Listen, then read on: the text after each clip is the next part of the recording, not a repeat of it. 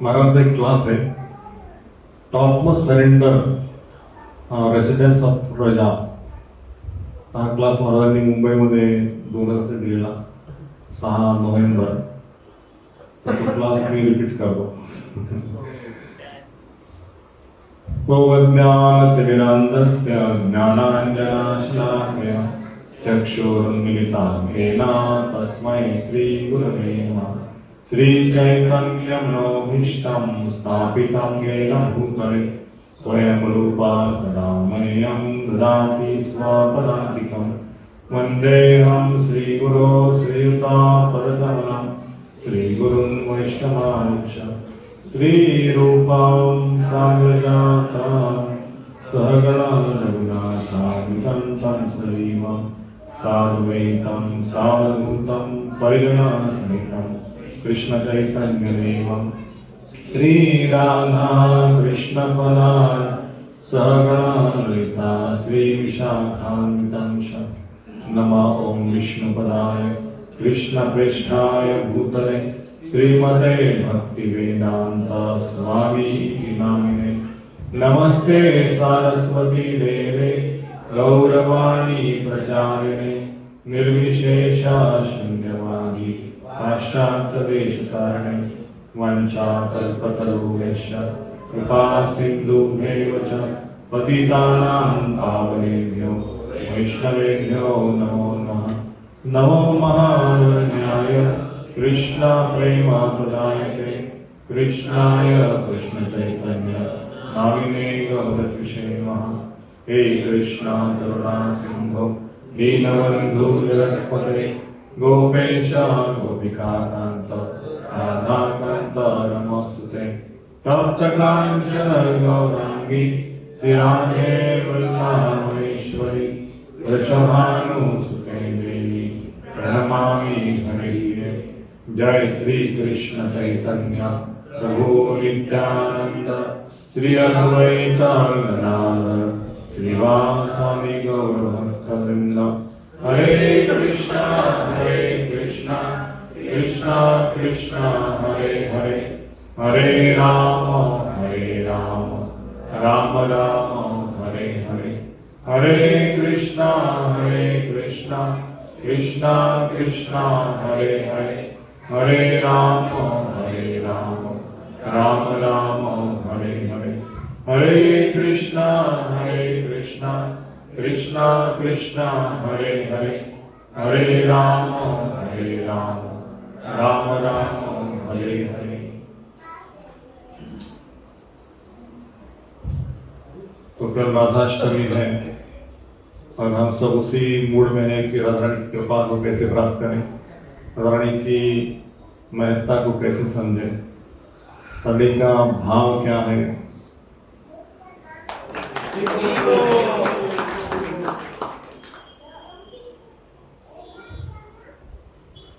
Actually ये कार्यक्रम का स्वरूप अलग था. थोड़ा सा मैं 20 मिनट चर्चा करके जो हमारा निश्चित रूप से कार्यक्रम तय हुआ था उसके बारे में चर्चा करेंगे. जन्माष्टमी का जो पर्व हमने मनाया तो उसके बारे में चर्चा करेंगे. लेकिन अभी राधाष्टमी आ गई तो 20 मिनट आप सुन सकते हैं. तो महाराज जी ने क्लास राधाष्टमी के पर दिया था तो उसको ये हम फॉलो करेंगे.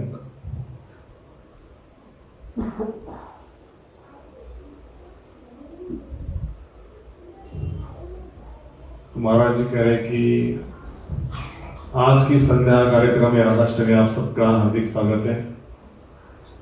मैं भाग्यशाली हूँ कि आप सब भक्तों का संग मुझे प्राप्त हो रहा है और हम ऐसे संप्रदाय से जुड़े हैं जिसे गौड़ीय कहते हैं, गौड़ी वैष्णव. तो कृष्ण के बहुत सारे भक्त हैं लेकिन हम कृष्ण की पूजा नहीं करते. हम किसकी पूजा करते हैं? राधा रानी की. राधा रानी की आराधना करते हैं. जब राधा रानी के माध्यम से कृष्ण प्रसन्न हो तो हमें गोलोक वृंदावन का भाग्य मिलेगा उनकी सेवा करने का. लेकिन कृष्ण के भक्तों को कार्स्नेह कहते हैं और राधा रानी के भक्तों को क्या कहते हैं?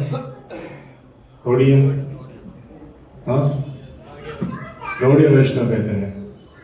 तो कृष्ण को पूजने वाले राधा रानी को नहीं पूजते। तो खास करके कौन संप्रदाय जलगांव साइड में या केवल कृष्ण की पूजा करते हैं वो, हाँ, महारूप पंथी। उनको राधा रानी का रूप, राधा रानी की महिमा, राधा रानी का भाव, रानी का स्वरूप की जानकारी नहीं है। तो कृष्ण को पूजने वाले ऐसे साउथ में भी बहुत लोग हैं, लेकिन साउथ में भी राधा रानी को नहीं पूजते। राधा तत्व भगवान गोपीधर वो केवल गौड़ी वैष्णव में ही पाया जाता है।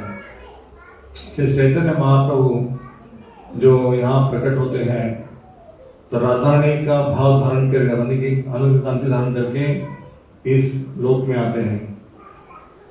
तो महाराज जी कह रहे थे, मैं महाराज की लेक्चर में बोल रहा हूँ शुरुआत से ही। देखिए ब्रह्मा जी के एक दिन में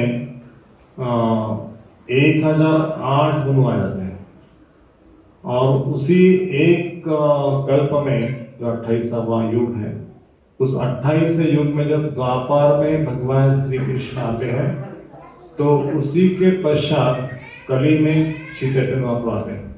ठीक है, 27वें युग में भगवान श्री कृष्ण आते हैं, कलयुग भी आता है, तो उसमें भगवान चैतन्य महाप्रभु नहीं आते। 25वें युग में भगवान श्री कृष्ण, द्वापर युग में तो भगवान चैतन्य नहीं आते। भगवान चैतन्य महाप्रभु ब्रह्मा जी के एक दिन में 28वें युग में ही आते हैं, है ना। तो एक दिन में कई युग हो जाते हैं, 4 लाख इतने तो 32,000 ऐसे युग हो जाते हैं, मतलब सतयुग, त्रेतायुग, द्वापर युग और कलयुग।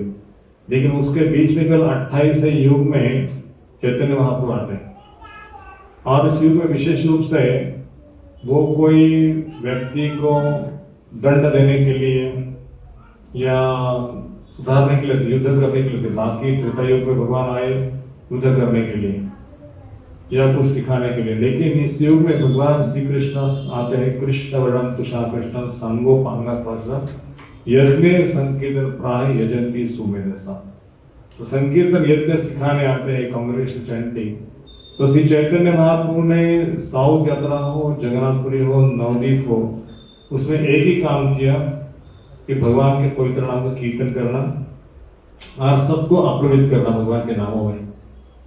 तो राधा रानी का जो भाव है कि भगवान श्री कृष्ण को क्या प्रदान करना, लड्डू, चकली, फराळ, है ना, पराठा या 5 प्रकार की सब्जी, क्या प्रदान करना चाहिए कृष्ण को। कृष्ण को प्रसन्न करने के लिए राधा रानी क्या करती है? हाँ, प्रेम प्रदान करना चाहिए कृष्ण को। बाकी कुछ नहीं चाहिए, भक्तों के प्रति प्रेम, भक्तों के प्रति आदर, भक्तों की सेवा। और राधा रानी सबको भगवान श्री कृष्ण के चरण कमलों को लेने के लिए आध्यात्मिक जगत से यहाँ आती चैतन्य महाप्रभु के रूप में। वास्तव में श्री कृष्ण अपने आप में स्वयं पूर्ण है, राधा रानी अपने आप में स्वयं पूर्ण है। लेकिन भगवान के अंदर जो एक करुणा है, और वो करुणा का साक्षात रूप जो है श्रीमती राधा रानी है। करुणा करुमय करुणा भरिते सनक सनातन वर्णित चरित। एक श्रील प्रभुपाद हो या चैतन्य महाप्रभु हो, सिद्धार्थ ठाकुर हो, भक्तिनाथ ठाकुर हो, एक करुणा का जो मीडिया है वो मीडिया है श्रीमती राधा रानी। नित्यानंद रूप में करुणा का स्तोत्र कहा गया, गुरु को करुणा का स्तोत्र कहते हैं। तो वैसे राधा रानी से करुणा आती है, और वो करुणा नित्यानंद को, वो करुणा आचार्य के माध्यम से हमें पहुंचाती है। तो जब तक हृदय में करुणा नहीं है किसी के प्रति, मतलब केवल मनुष्य के प्रति नहीं, लेकिन अन्य जीवों के प्रति भी करुणा होनी चाहिए, कि वो करुणा भगवान के माध्यम बने, है ना। कंपैशन इंस्ट्रूमेंट कहा गया है, उसको एक माध्यम बने कि राधा रानी को खुश करने के लिए हम भक्तों की सेवा कैसे करें। और जब हम कीर्तन करते हैं, जब हम सब्जी कटिंग करते हैं या भोजन रसोई पकाते हैं, भगवान की आरती करते हैं, या कुछ भी ऐसे डेकोरेशन की सेवा करते हैं या सेटअप की सेवा करते हैं, तो ये सारी सेवा का उगम कहाँ है या सेवा का शक्ति कहाँ है? वो शक्ति श्रीमती राधा रानी है। कि जो शक्ति प्राप्त हो रही है कीर्तन करने की, कथा करने की, डेकोरेशन करने की, भगवान को सजाने की, वो सारी शक्ति भगवान की अंतरंग शक्ति के माध्यम से होती है। भगवान की 3 शक्तियां हैं, एक है सौम्य शक्ति, दूसरी है संधिनी शक्ति और तीसरी है लादिनी शक्ति। सौम्य शक्ति है भगवान का सेवा करने के लिए जो क्रिया शक्ति उसको कहते हैं, कार्य करने की जो फिजिकल एनर्जी है उसको क्रिया शक्ति कहते हैं। संधिनी शक्ति मतलब उस क्रिया को कैसे किया जाए वो ज्ञान प्रदान करने वाली शक्ति। क्रिया करने के लिए ज्ञान चाहिए ना, कैसे कुकिंग करना है, कैसे डेकोरेशन करना है, कैसे भगवान को सजाना है, वो सारी शक्ति संधिनी शक्ति के माध्यम से होता है। और तीसरी शक्ति है लादिनी शक्ति, मतलब ये सब क्रिया करते समय हमें जो अंदर से आनंद आना चाहिए वो श्रीमती राधा रानी दान करती है, उसको लादिनी शक्ति। तो यदि हम भगवान के चैतन्य का भाव क्या है, आश्लिष्यवा पादरताम किनुष्टवाम आदर्शनाम महताम करुत्वा यथा तथा वा विदधात लंपटो मत प्राणनादस्तु स्वयं नाथ, कि श्री कृष्ण मुझे चाहे लिंगन करे, श्री कृष्ण चाहे मुझे ठुकरा दे, लेकिन श्री कृष्ण ही मेरे स्वामी हैं, मैं श्री कृष्ण का दासों का दास हूं। हाँ? यथा तथा वा विदधात लंपटो मत प्राणनादस्तु स्वयं नाथ। तो श्री चैतन्य महाप्रभु एक श्लोक में कहते हैं, ना हो विप्रो न च नरपति नापि शूद्रो, कि मैं ब्राह्मण नहीं, मैं क्षत्रिय नहीं, मैं ब्रह्मचारी गृहस्थ वानप्रस्थ सन्यासी नहीं, मैं कौन हूं, मेरी उपाधि क्या है? मेरी उपाधि गोपी भर्तृ पद कमल दास दासन दास, मैं दासों का दास, ये मेरी चेतना है, मेरी अवस्था है। और इस चेतना में हमें हमेशा अपने आप को रखना है। मैं बहुत सारे भक्तों को जानता हूं कि सेवा का भाव उन्नत है और दासों का दास भाव है, पर इस भाव को अखंडता से टीकने के लिए हमें स्तोत्र से करना पड़ता है। प्रभुपाद उनके परंपरा में आचार्य, तो सारे आचार्य ने इस भाव को धारण किया है कि चाहे वो पोजीशन पे है, स्वामी है, लेकिन वो सेवक के भाव में है। स्वामी टाइटल स्वामी है, राधा स्वामी, लेकिन भाव क्या है? मैं आपका सेवक हूं। तो इस भाव को हम धारण करके भी चैंटिंग करते हैं, रीडिंग करते हैं, सेवा करते हैं, कुछ भी काम करते हैं, तो राधा रानी प्रसन्न हो जाएगी। रानी प्रसन्न करने की यही है। तो महाराज जी का रूप गोस्वामी प्रार्थना करते हुए कहते हैं राधा रानी को, ओ राधा, ओ Madhav, O beloved of Madhava, O you who are worshipped by all the young girls of Gokul, all glories unto you, all glories unto you. O you who dress yourself in such a way to increase Lord Damodara's love and attachment for you, O Queen of Vrindavan, which is the pleasure grove of Lord Hari, O new moon who has risen from the ocean of King Vrishabhanu, O friend of Lalita, O you who make Vishakha loyal to you due to your wonderful qualities of friendliness, kindness and faithfulness of Krishna, O you who are filled with compassion, O you whose divine characteristics are described the great sages Sanak and Sanatan, O Radha, please be merciful to you. तो महाराज जी रूप गोस्वामी की जो प्रार्थना हमने भी गाई, राधे जय जय माधव दैते, उसमें ललिता की सखी है, विशाखा उसके ऊपर अटैच होती है, और भगवान दामोदर को प्रसन्न करने के लिए वो कितने प्रकार का श्रृंगार करती हैं या अपने आप को सजाती हैं, और इस तरह से वृंदावन की वो रानी है, वृंदावनेश्वरी। तो भगवान हरि को जैसे एक मून को क्या बोलते, चंद्रमा जैसे प्रकट हो गया है, वैसे वृषभानु नंदिनी प्रकट हो गई है मून के द्वारा, मून के जैसा।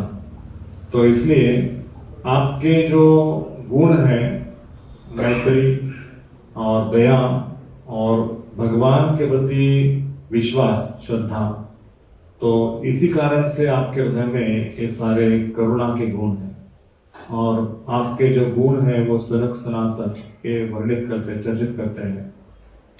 तो शिला राधा स्वामी चर्चा करते हैं कि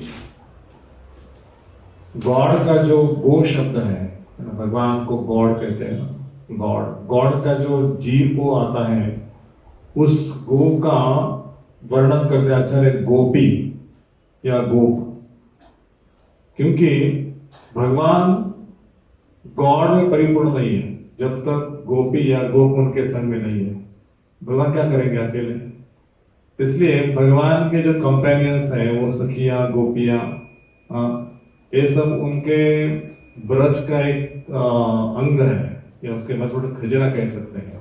भगवान ब्रज में आते हैं गोप गोपियों के साथ लीला करने के लिए, माखन चुराना, या वो टैक्स कलेक्ट करते हैं ना गोपियां सांकरी खोर में, कि भगवान श्री कृष्ण वो पीछे से आते तो दही दूध के मटके लेके गोपियां खड़े रहती रास्ते में, तो भगवान श्री कृष्ण उनके मटकों को फोड़ते हैं, तो उनका रास्ता राधा रानी और सखी उनका रास्ता रोकती है, बोलते हैं यहाँ से आप जा रहे थे, हमारा रास्ता है। तो क्यों आपका रास्ता क्यों है? नहीं, यहाँ से जाने से पहले टैक्स दे दो।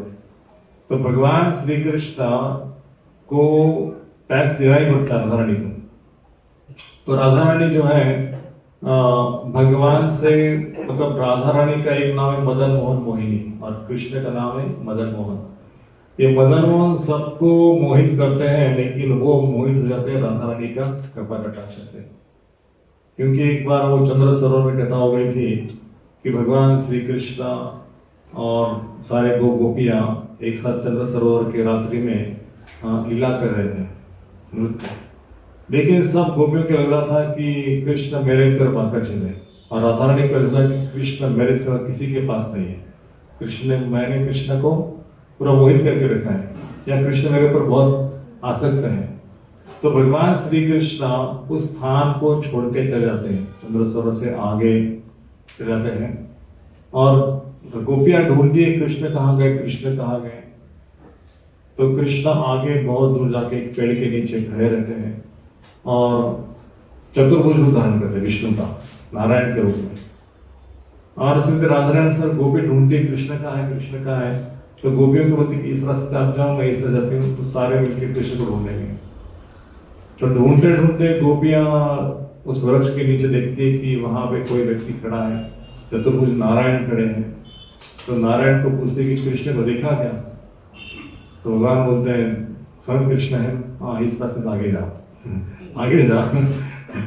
आगे जाते गोपियां ढूंढते रहते, लेकिन गोपियों को ढूंढने के लिए राधा रानी आती कि यार इनको कृष्ण मिले क्या। तो आगे देखते कि विष्णु मतलब नारायण, उनको बताया कि नारायण है, लेकिन उनको ऐसे एकदम उनके नेत्र जो है इतने करुणा से भरे हैं, और भगवान को ढूंढते ढूंढते ऐसा लग रहा है कि मानो युग बीत गए हैं। ऐसा भाव है कि कृष्ण कब मिलेंगे, कृष्ण कब मिलेंगे, कृष्ण कब मिलेंगे। और रोते रोते पूछते कि कृष्ण को देखा, अपने कृष्ण को देखा।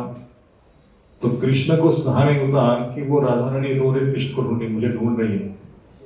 अपने दोनों हाथ निकल जाते हैं और हाथ में बांसुरी पकड़कर राधा रानी को ऐसे पकड़ते हैं कि राधे मैं यहाँ हूँ, आपके लिए इंतजार कर रहा हूँ।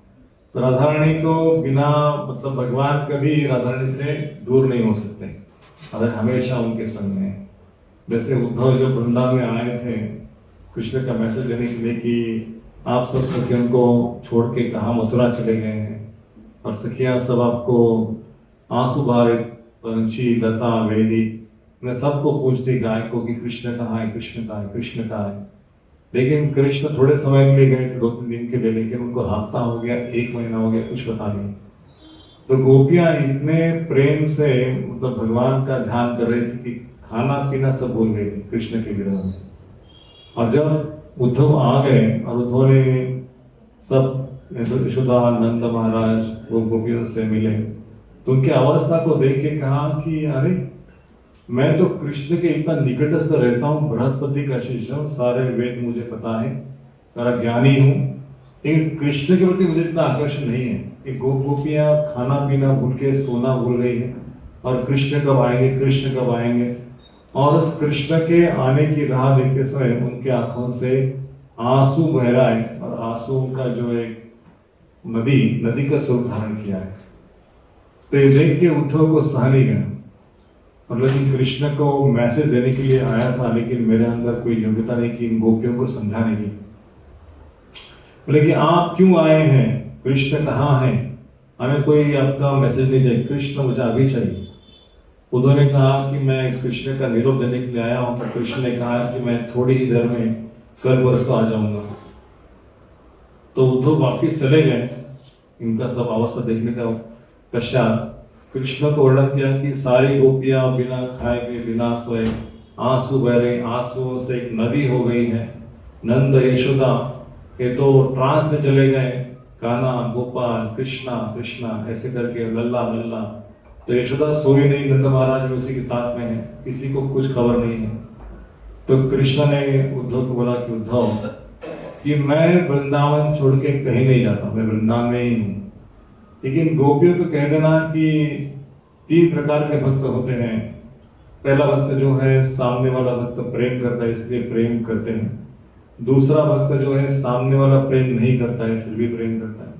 तीसरा भक्त जो है वो सामने वाला भक्त प्रेम करे ना करे ठुकरा दे फिर प्रेम करता है। तो उद्धव को कहा कि ये गोपियां जो है ना कि ये सबसे टॉप मोस्ट भक्त हैं, कि जहां मैं उनसे प्रेम करूं ना करूं उनको ठुकरा के जाऊं फिर भी गोपियों ने मुझे अपनाया है, गोपियां मुझे भूलती नहीं है। ये टॉप मोस्ट सरेंडर है। तो सामने वाला व्यक्ति प्रेम करे इसलिए प्रेम करना, सामने वाला व्यक्ति सेवा करे इसलिए सेवा करना। लेकिन सामने वाला व्यक्ति हरे कृष्णा ना करे फिर भी हम उसको हरे कृष्णा करें। तो राधा रानी जो है, गोपियां जो है वो बाहर के विद्या अहंकार से प्रभावित नहीं है। वो मैं कृष्ण की दासी हूँ उस भाव में, इसलिए सबको लगता है कि सब भक्त हैं, ऊंचे भक्त हैं, मेरे सब श्रेष्ठ हैं। तो इसी कारण से भगवान श्री कृष्ण ने गोपियों को सर्वोच्च भाव कहा, बाकी भाव नहीं, सख्य भाव या वात्सल्य भाव या दास्य भाव, लेकिन माधुर्य भाव को सर्वोच्च भाव कहा। क्यों कि कौन सी प्रार्थना पढ़ रहे थे, नागपुष्टम न च पारमेष्टम, जो रुक्मिणी नहीं, ये जो नागपत्नी है, नागपत्नी भगवान कालिया के इसमें से छूटने के लिए प्रार्थना करती है भगवान श्री कृष्ण को। उस प्रार्थना में वो कहती है नागपुष्टम न च पारमेष्टम न सार्वभौम च न रसाधिपत्यम, कि हमें जगत का सार्वभौमता नहीं चाहिए, ये सब ऊंचे नीचे लोग जो उसका कोई बेस्ट ब्रह्मा जी का पद या कोई ऐसे पद नहीं चाहिए। हाँ, तो हमें क्या चाहिए, तो हमें भगवान श्री कृष्ण के दासों का दास, दास, ये प्रार्थना इन्होंने भी की है वृत्रासुर ने। किस प्रकार का प्रेम हो कि भगवान श्री कृष्ण का निरंतर हमें स्मरण हो, तो गोपियां ऐसी प्रार्थना करती है। और इसलिए भगवान श्री कृष्ण गोपियों के भाव है। तो उद्धव बोला आंखें बंद करो, उद्धव ने आंखें बंद कर ली, वे ध्यान करो, उद्धव ने ध्यान लगा दिया और भगवान श्री कृष्ण को देखा। और देखने से राधा रानी उनके बाएं बाजू बैठी है और सखियां सब है इधर उधर। तो वृंदावन को पूरा दिखाया जाए कि श्री कृष्ण वृंदावन में ही है और राधा के साथ में। उद्धव को बोला कि अभी आंखें खोलो कुछ समय के बाद। तो बोला क्या देखा, तो कि मैं राधा रानी सब सखिया और आपको देख रहा था कि आप वृंदावन में हैं। तो कृष्ण कहते हैं कि मैं राधा रानी को छोड़ के कहीं नहीं जा सकता, तो फिर मथुरा में कैसे? इसका भाव यह है कि जैसे श्री चैतन्य महाप्रभु विष्णु प्रिया को छोड़ के जब जा रहे थे तो विष्णु प्रिया बहुत रोने लगी। तो उन्होंने कहा कि मतलब पिताजी चले गए हैं, मैं अकेली हूँ, माँ को कैसे संभालूंगी, और आप संन्यास लेके अभी जाएंगे तो हमारा क्या होगा। तो विष्णु प्रिया की आंखों से निरंतर आंसू बह रहे थे। तो श्री चैतन्य महाप्रभु ने अपने हृदय से डीटी को निर्माण किया और डीटी को दे दिया, उसे सोना गौरंग चाहिए। तो डीटी को विष्णु प्रिया को दे दिया, कहा कि डीटी का सेवा करो, मैं आपके साथ में। एक क्लास में महाराज जी कह रहे थे, चैतन्य का लेक्चर है, तो चैतन्य का अपियरेंस का लेक्चर है, उसमें कह रहे थे कि Lord Chaitanya is in 2 features. एक है वो डीटी के माध्यम से और दूसरे कौन से माध्यम से है, हरे कृष्णा कृष्णा कृष्णा हरे हरे, हरे राम राम राम हरे तो भगवान श्री कृष्ण जगत में है वो डीटी के माध्यम से है और हरे कृष्ण महामंत्र के माध्यम से है। और हम राधा रमन की सेवा कर रहे हैं, लेकिन राधा रमन का सम्मिलित रूप कौन है? श्री चैतन्य महाप्रभु। ऐसा नहीं कि हम राधा रमन का सेवा कर रहे हैं, हम चैतन्य महाप्रभु का ही सेवा कर रहे हैं राधा रानी के पद चिन्हों में। तो जब हम भगवान का ड्रेसिंग करते हैं राधा रमन जी का, हमें सोचना चाहिए कि हमारे गुरु महाराज के दासों के दास के भाव में हम राधा रानी के चरण कमलों की सेवा कर रहे हैं। ऐसा नहीं कि हम सेवा कर रहे हैं, राधा रानी का स्वीकार हमने किया नहीं। रसोई पका रहे तो हमें वही भाव है कि मेरे गुरु महाराज को मैं असिस्ट कर रही हूँ या कर रहे हैं, है ना। तो ये भाव होना चाहिए सेवा का कि जैसे हम सेवा अधिकार दीजिए करो निज दास, कि सेवा का अधिकार मांगते हैं राधा रानी को, क्या हमें सेवा का अधिकार दे। इस जगत में सेवा का मौका उसी को मिलता है जो भगवान को प्रिय है ना। किसी को पूरी तरह सेवा करेंगे, हाँ करेंगे, थोड़ा सब्जी कट करो, सर्विंग करो, प्लेट वॉश करो और फिर भगवान को भोग चढ़ाओ, इतना सारा सेवा और मैं अकेला, ऐसा कौन कह सकता है ना? नहीं, मैं सब्जी कट कर सकता हूँ, मैं प्लेट वॉश नहीं करूंगा, मैं बर्तन नहीं साफ करूंगा, मैं आरती कर सकता हूँ। लेकिन किसी एक भक्त है गुरु जी, हाँ जैसे एक मैं पंढरपुर में गया था, वहां पे पुजारी थे, तो उनका सेवा था कि सुबह भगवान को उठाना, जो रात को रबड़ी वगैरह बनती है वो रबड़ी भगवान को खिलाना, उसके पश्चात भगवान को किचन में कुकिंग करना, कुकिंग करके उनका 12 बजे का भोग जो है वो भोग चढ़ाना, आरती करना, वो बर्तन साफ करना जो कुकिंग किए हैं, अकेला पुजारी। फिर वैकल्पिक का फ्रूट्स कटिंग करना, उसके बर्तन धोना, फिर शाम को संध्या आरती करना, एक ही पुजारी। वो सारा करते करते उनका दिन निकलता, रात को दूध भगवान को पिला के सुला के वो सोते थे। तो सुबह मॉर्निंग से लेकर रात को भगवान को सुलाने तक एक ही पुजारी था, राधा पंडित भगवान, है ना, पंढरपुर में। तो उनको ऐसा कभी नहीं लगा कि मेरे गुरु महाराज ने मुझे अकेले को सेवा दी। वैकल्पिक का पुजारी अलग हो सकता है, राजभोग का पुजारी अलग हो सकता है, लेकिन वो अकेले सेवा संभालेगा कई दिनों तक। तो ये जो कृपा कटाक्ष है राधा रानी का, जिसको ज्यादा सेवा मिल गई वो भाग्यशाली है ना। तो हमें राधा रानी को प्रार्थना करना चाहिए कि हमें सेवा का मौका, सेवा अधिकार तुझे करो नहीं जैसे। कभी कभी लगता है अहंकार के वश में कि मैं अकेला सेवा कर रहा हूँ, है ना, मेरे पे इतना लोड है, इतना लोड है। जैसे मंदिर में तो कई बार ऐसे होता है, कोई पूजा करें तो पूरी शयन करेंगे क्या, हाँ अभी सुबह श्रृंगार किया, अभी शाम को भी शयन बोल रहे हैं, फिर दूसरे दिन मेरा श्रृंगार है, तो मैं दूसरा कोई बोले कि मैं शयन नहीं कर सकता। एक बार राधेश्याम प्रभु अपनी क्लास में बोलते, शायद मंदिर में ही क्लास हो गई थी ब्रह्मचर्य आश्रम में, बोले थे कि जो सर्विस इंचार्ज था उसको गुजर नहीं मिला सुबह श्रृंगार के लिए, तो उसने किसी भक्त को ढूंढा और जो अच्छा श्रृंगार करते उसके पास गए। बोले प्रभु जी गुजर कोई नहीं, आप श्रृंगार करेंगे? तो उसने बोला प्रभु जी कल अगर आप इसमें शेड्यूल में लिखते थे कि मेरा श्रृंगार तो मैं कर, अभी मैं नहीं करूंगा, अभी मेरा जप का समय है, मैं नहीं करूंगा।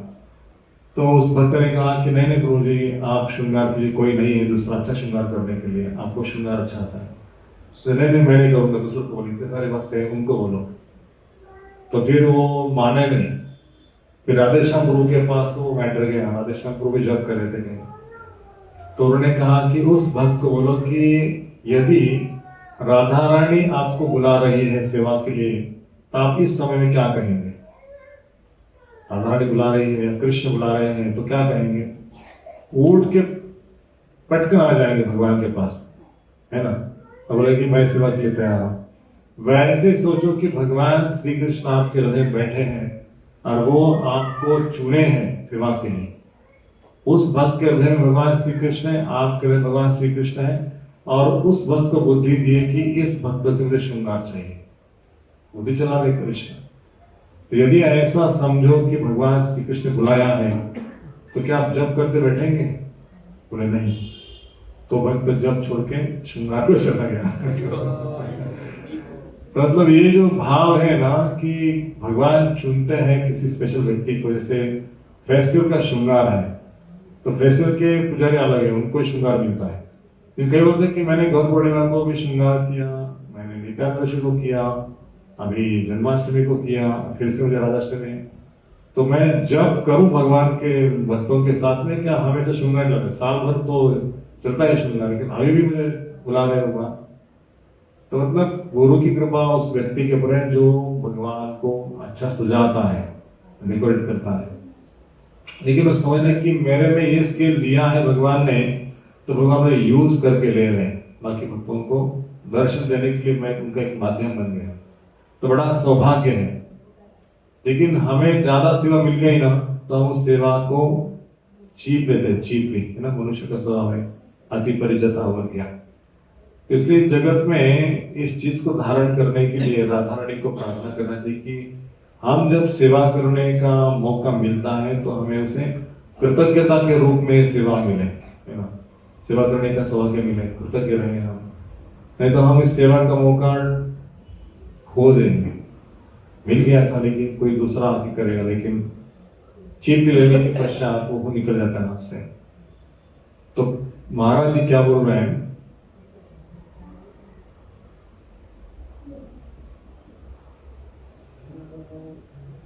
the most confidential part of knowledge is that one should become a pure devotee of Krishna and always think of him and act for him.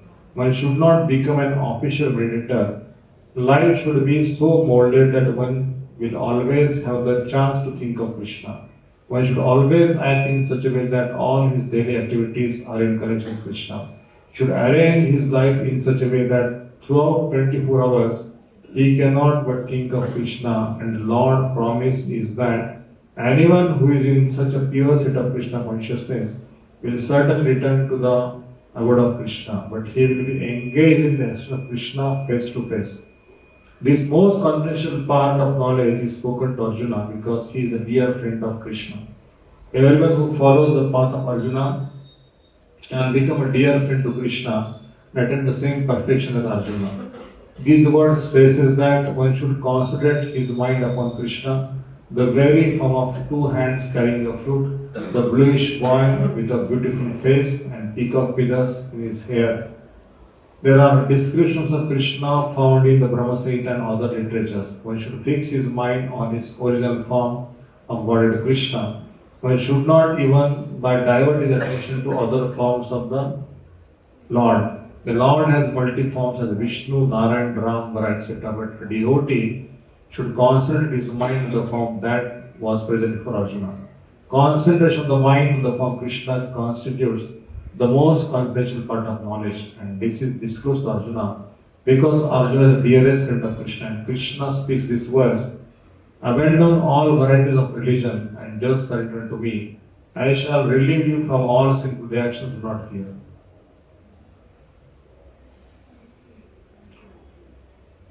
Prabhupada ji का ये तात्पर्य है, शायद आप सब लोगों ने पढ़ा है गीता का, तो उसमें प्रभुपाद जी लिखते हैं कि सभी वैदिक ज्ञान का उद्देश्य क्या है, जो हम पढ़ते हैं, सुनते हैं या किसी को सुनाते हैं, तो उसका उद्देश्य है कि हम भगवान का शुद्ध भक्त बनना चाहिए, प्योर डिवोटी ऑफ कृष्णा, और हमेशा हमें भगवान के बारे में चिंतन करना चाहिए।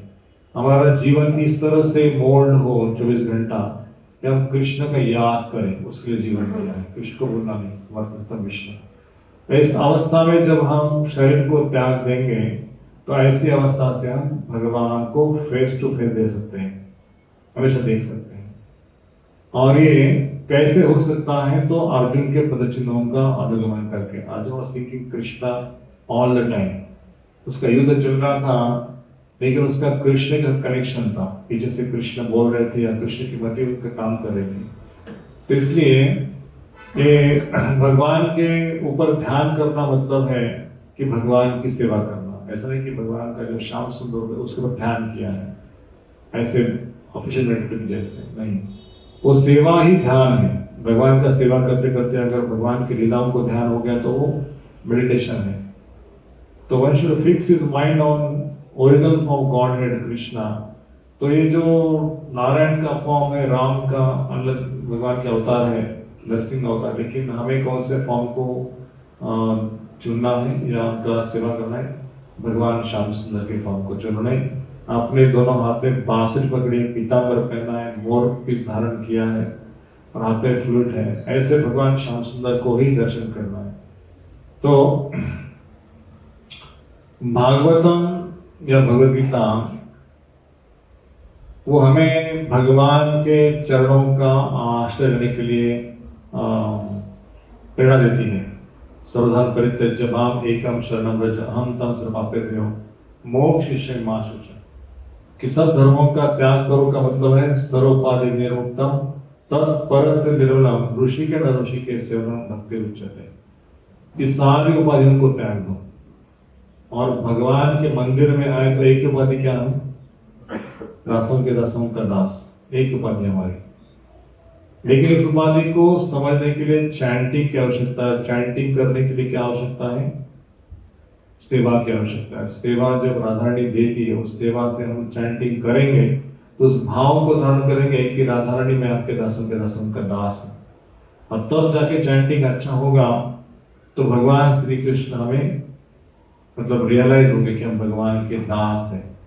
यदि हम चैंटिंग नहीं करते अच्छा, या सेवा अच्छा नहीं करते हैं, या पढ़ते नहीं है, सुनते नहीं है, यदि हम चैंटिंग करते हैं और उसके साथ सेवा का मौका आता है, हमें भाव होता है कि इस सेवा को कैसे खत्म करें या जप को कैसे खत्म करें। कोई बोलता है ना, प्रभु जी मेरा 16 वाला खत्म हो गया खत्म हो गया तो भगवान खत्म करेंगे जल्दी तो जब ज्यादा देर तक महाराज ने एक बार किसी व्यक्ति को कहा था कि महाराज I was doing chanting, I used to chant within 1.5 hour, 1.5 घंटे मेरा जब होता था।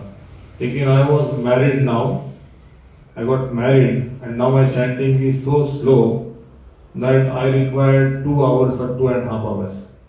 मारोला की गुड, तो महाराज ने गुड बोलने का उनको आश्चर्य कि महाराज आप गुड क्यों बोल रहे हैं? It is bad, it is a worse kind of job.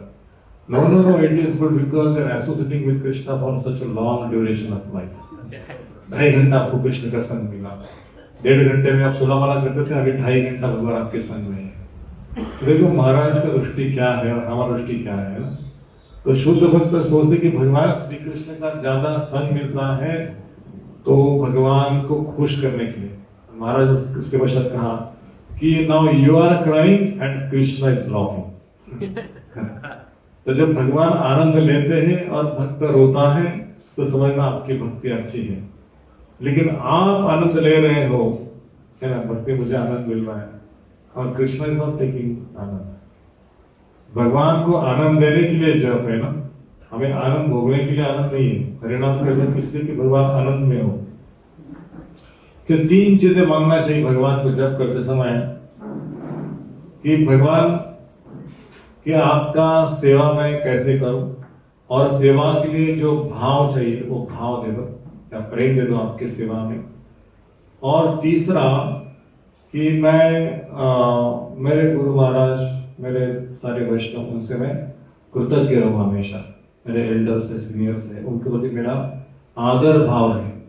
तो तृणादर भी सुनिचन का भाव जो है उसमें आ गया। तो जब प्रार्थना करते जप के पहले कि मैं सबसे कृतज्ञ रहूं, आदर करूं सबका, तो विनम्रता उसमें आ गई। आदर करना मतलब क्या है? विनम्रता चाहिए था आदर करने के लिए। तो विनम्र रह के जो जप करेगा उसके पश्चात भगवान की सेवा के पश्चात भगवान ने सेवा का मौका दे दो, हाथ जोड़ के मैं सेवा के लिए पात्र बन जाऊं, है ना। और तीसरा, ये सेवा करते करते जब भगवान के चरणों में प्रेम होना चाहिए ना, उस सेवा में थोड़ा प्रेम डालो। मैं सेवा कर रहा हूँ आदर के साथ, विश्वास के साथ, निष्ठा के साथ, है ना, पूरा मन लगा के उसमें सेवा करूं यदि, तो भगवान श्री कृष्ण उस व्यक्ति को सर्वोच्च जो गिफ्ट है शुद्ध नाम वो प्रदान कर सकते हैं। और फिर राधा रानी आती है सत्यभाव के रूप में, तो एक ही चीज मांगती है। क्या चीज मांगती है? तृणादपि सुनीचेन तरोरिव श्रेष्ठ अमानि मान। महाराज जी अपने सारे लेक्चर्स में इसी को एम्फेसाइज किए कि one should be tolerant like a tree, humble like a blade of grass and ready to respect without expecting the respect. तो सामने वालों को सम्मान करो लेकिन कोई भावना नहीं अंदर सम्मान लेने की। तो उसी अवस्था में व्यक्ति जो हरि नाम का जप कर सकता है, कीर्तन गान। तो बोलते हैं कि success really means how you deal with the problems that come before you in life. You know, तो महाराज जी लेक्चर की शुरुआत करते हैं। तो बोलते हैं कि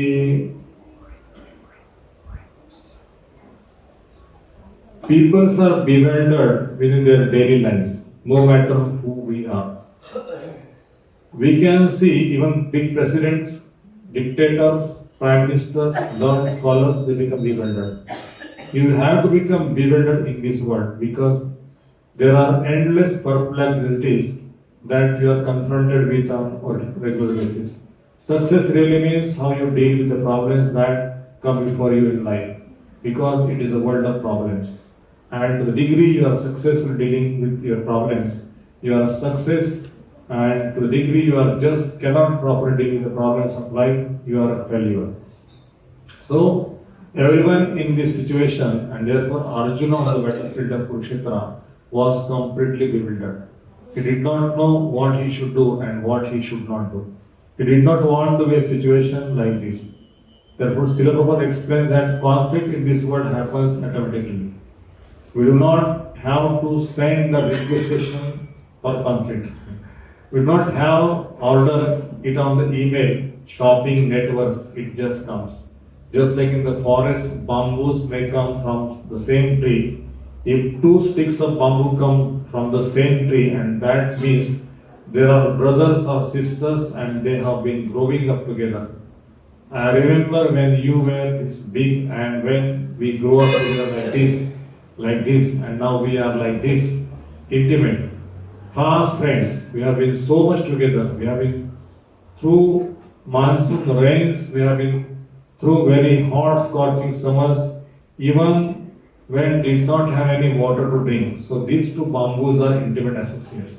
But then the wind comes and they rub against each other, and from that friction comes fire, and they burn each other to death. Neither of them planned it.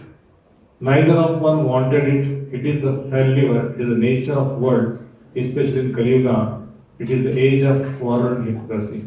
People are so inclined to fight, and there are so many reasons why to fight, unlimited reasons, and they come on their own accord. And whatever plans we make, so many obstructions, it is the world of conflict. So Arjuna, who was a very pious devotee, free of sins, just a good, nice person in every aspect, a great Vaishnava, but a tremendous conflict came upon him. What he saw before him on the battlefield, people he loved and respected on the opposite side, he wanted to worship their feet, and he was put in a situation where he had to fight against them. Terrible bewilderment. And in that state, he came to the final conclusion after so many logical, rational, speculative methods of trying to solve his problem that it is impossible. It is beyond him that is actually the beginning of our spiritual lives when we realize it is beyond me.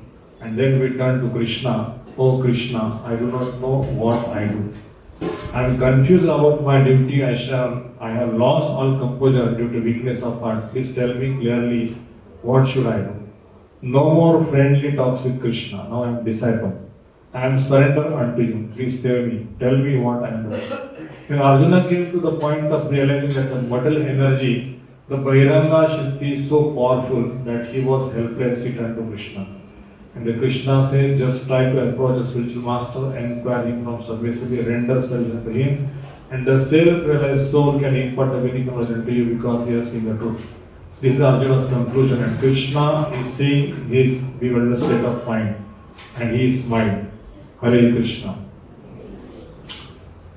तो महाराज जी यहाँ पे भौतिक जगत का स्वरूप का वर्णन कर रहे हैं कि ये जो कलयुग है वो वास्तव में झगड़ा और क्या कहते हैं इसको दंभ, इसका ही बताया गया है। थोड़े कारण से झगड़ा हो जाता है व्यक्ति में और उसका परिणाम बिग क्वारल, डाइवोर्स और समथिंग लाइक दैट।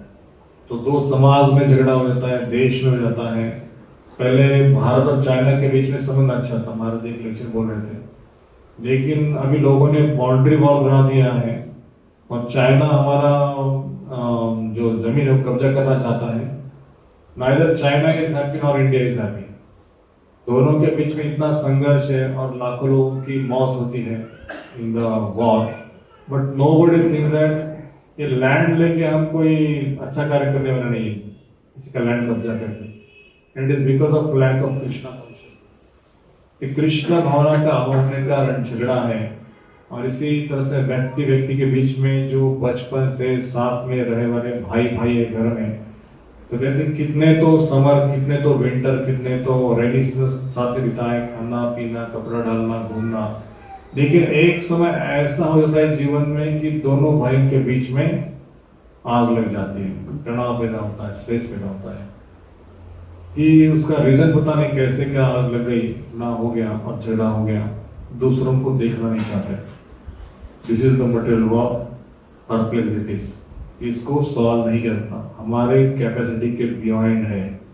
उसके लिए हमें आवश्यकता, जैसे अर्जुन का एग्जाम्पल दिया है कि जब अर्जुन इतने सारे उनके चाचा मामा काका जो इसके भाई थे इसके साथ में खेल कूद के बड़े हो रहे थे, लेकिन अचानक उनके सामने ये कंडीशन आ गई कि ये आपके शत्रु हो गए, आपके सामने खड़े हैं और उनके साथ युद्ध करो, उनको मारना।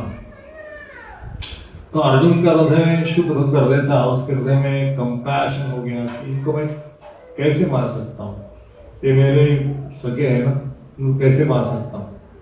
और ऐसे अर्जुन का सारा धैर्य खो चुका, अर्जुन भगवान श्री कृष्ण के पास आए कि भगवान मुझे समझाओ, मैं नहीं मार सकता, मेरा सब composer, I lost my composer, मैं वीकनेस हो गया हार्ट में।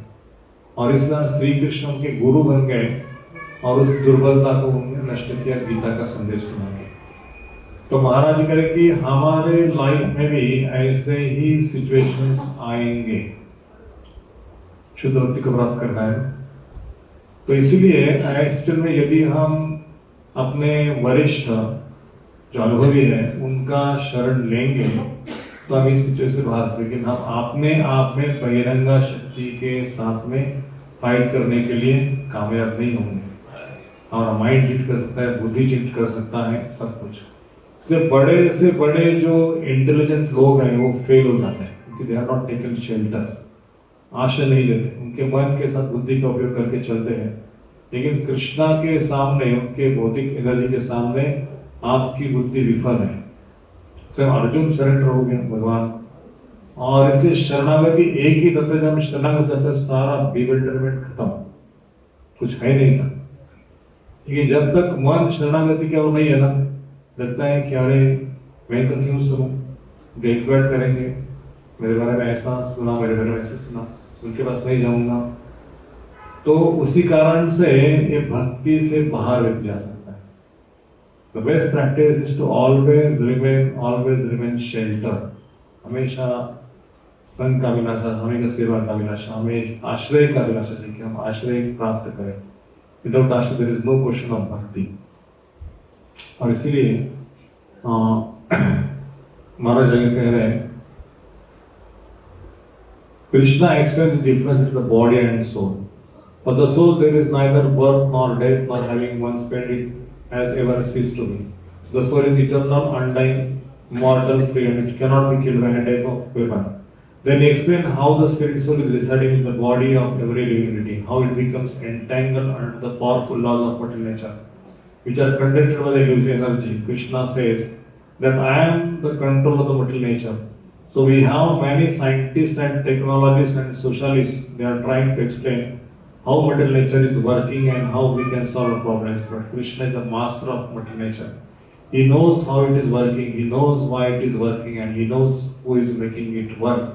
So he is telling us exactly what kind of environment we are in. There are three modes of material nature: Sattva gun, Raja gun, Tama gun. And they are like ropes. Sometimes Guna is quality, sometimes it is also translated as a rope. We are just wrapped up by these ropes of material nature, and we are just being pulled in so many directions. When the Rajaguna comes, our consciousness is just pulled by lusty desires, greedy desires. Arjuna asked Krishna later on, why even a man of good intelligence who is trying to act piously, why he just forced to act sinfully?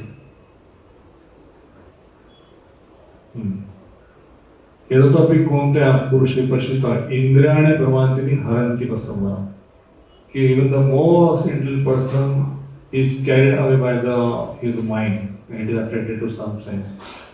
तो इसमें कोई बुद्धि काम नहीं करती, मन नहीं काम करता, चाहे गीता के 700 श्लोक कंठस्थ हो। इसमें केवल एक ही काम करता है कि हम यदि भगवान के भक्तों का शरण लेते हैं तो सारा ज्ञान वापस मिल सकता है। Why we are reading, why we are chanting, shelter लेने के लिए। I want shelter Krishna, I want shelter of devotees, I want shelter of Radharani, I want shelter of his beloved devotees। ये चैंटिंग उसके लिए है, भगवान के भक्तों का शेल्टर लेके सेवा करने के लिए। यदि हम सेवा करते हैं लेकिन विदाउट शेल्टर सेवा करते हैं, then our ego tries to conquer us। सेवा में दोनों भक्तों का वाद हो जाता है, तो we conquer that devotee and we wanted to super sell over him। तो उसके बीच तनाव आएगा, दोनों के बीच झगड़ा हो जाएगा ईगो के कारण। लेकिन यदि हम इस ईगो से बाहर कह सकते कि मैं दासों का दास हूँ, और ये भक्तों ने ऐसे प्रकार सेवा करी है, करके देखता हूँ शायद कृष्ण प्रसन्न, मेरे मन के अनुसार सेवा किया तो कृष्ण प्रसन्न होंगे, रहेंगे गारंटी। लेकिन यदि वरिष्ठों ने कहा है तो उसके बाद सेवा करेंगे तो कृष्ण प्रसन्न, इस भाव को धारण करके हम सेवा करेंगे तो there is no conflict between the two devotees. कि हमें इतना याद होता नहीं उस समय कि हम दास हैं, तो बार बार इसको सुनना पड़ता है कि we are the servant of the servant of the servant of the servant. किसी डिवोटी ने मुझे जन्माष्टमी में कहा था, बोला कि प्रो ये स्टॉल छोटा हो गया, बड़ा होता तो अच्छा था। लेकिन नहीं, ये बाजू वाला स्टॉल कमर्शियल है, आपका स्टॉल ऐसे ही रहेगा। तो मैं भी जन्माष्टमी के बोर्ड में था, मुझे भी सेवा करना था, लेकिन उस डिवोटी ने बोल दिया कि नहीं आपका स्टॉल ऐसे ही रहेगा, बढ़ेगा नहीं, और इस स्टॉल से पैसा मिलता है, आपके स्टॉल से क्या मिलेगा।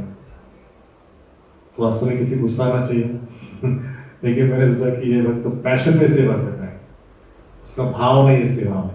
Let him speak like that. यदि भगवान आपकी इच्छा है तो भक्त बढ़ जाएंगे, भक्त तो होगी, स्टॉल कैसा भी हो, लेकिन सेवा करने की भावना है तो भक्त तो आएंगे और रजिस्ट्रेशन हो जाएगा। तो हो गया 300-400 लोग, कुछ तो रजिस्ट्रेशन हो गया, शायद 20 लोग को मालूम नहीं। तो मैंने अगर वहां पे फाइट करता था, नहीं मुझे उतना बड़ा स्टॉल चाहिए, आपके इधर के मालिक है क्या, ऐसे है क्या, वैसे है क्या, तो उससे कुछ काम नहीं चलता था। लेकिन कृष्ण ने मेरा विजय निश्चित किया कि मैं साइलेंट रहा, और उस वक्त मैंने अपना विजय निश्चित किया कि मुझे उनको जगह देना नहीं है। लेकिन वो सेवा करने का लाभ मिलेगा क्या उस व्यक्ति को? नहीं मिलेगा, इतना बड़ा सेवा किया लेकिन लाभ नहीं मिलेगा।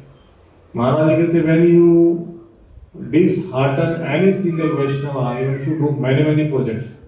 जैसे रूप गोस्वामी ने एक बार भगवान का ध्यान करते करते लीला में चले गए थे,